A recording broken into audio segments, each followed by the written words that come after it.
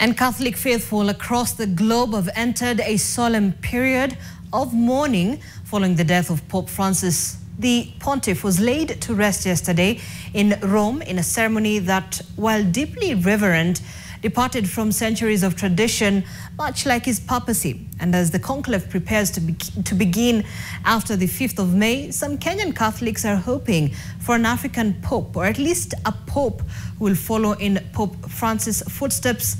So perhaps another radical liberal pope to shake up the Roman Catholic Church, just like Franciscus did.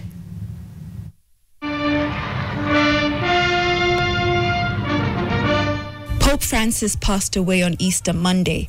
He had long hoped to unite all Christians in a common celebration of the resurrection.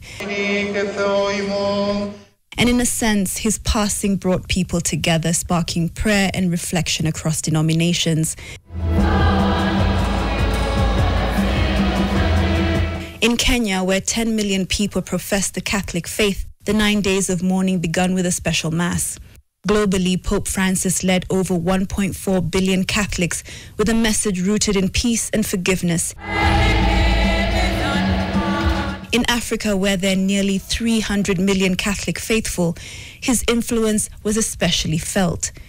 He visited 10 African nations during his papacy, championing justice, unity, and service to the poor. It's really sad, because we don't have a pope, but I'm hoping that the conclave will give us someone better. After the 9 days of mourning, the conclave will sit to choose the next pope. The Vatican is yet to confirm when that will be. Going by the dates, the 9 days of mourning end on May 5th, 2025, meaning the conclave could sit any time from then.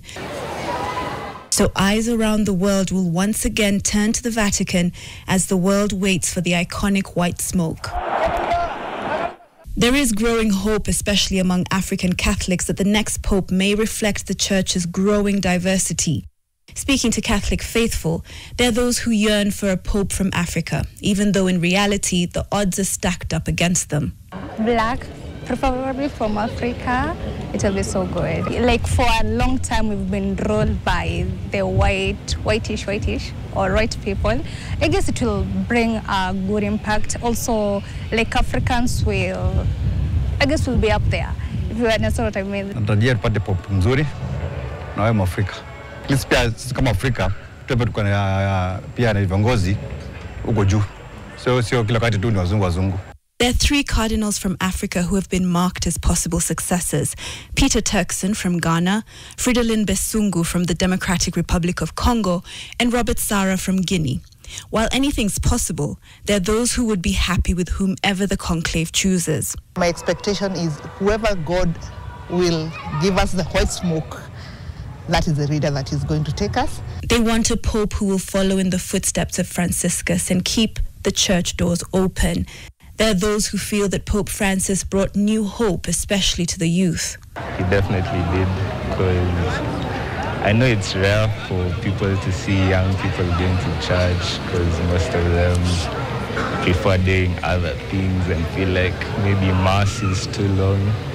But I can see it's improved over the years for sure. The radical Pope Francis was laid to rest on Saturday the 26th. His funeral defied centuries of tradition. His body now lies at St. Mary Major outside the Vatican in Rome. Because of his devotion to the Mother of Jesus, he would visit this particular basilica to pray before and after every overseas trip. Catherine Omwando, NTV, Nairobi. That will take place here out.